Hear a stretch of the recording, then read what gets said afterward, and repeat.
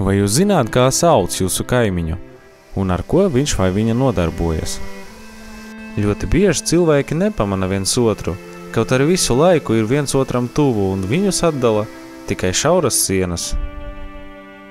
Iespējams, viņi dzīvo pat vienā pagalmā, bet skriešanā viens otru vienkārši neredz. Vai arī cilvēki pārvirtualizējas un komunicē tikai caur gadžetiem, neredzot pa logu to, kas notiek ārā. Slēpjas no citiem šaurajā bezvadu interneta zonā, dzerot kafiju vietālruņa kompānijā. Iespējams, viņi pat nekad nesatiekās, vai arī satiekas, bet nekomunicē savā starpā pa īstam, un tas ir bedīgi. Apkārt taču ir tik daudz jauko lietu.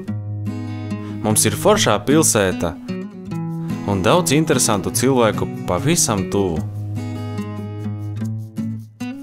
Biedrība darītājiem aicina jūs reizi nedēļa nolikt gadžetus malā un piedalīties dialogā ar jaukiem sarunbiedriem.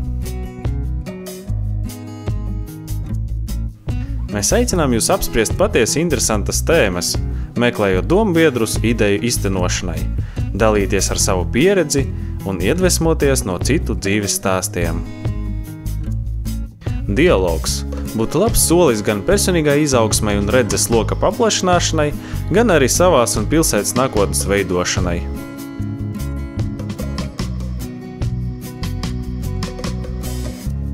Tiekamies Latgales mācību centrā Kamīnu zālē katru trešdienu 6 vakarā.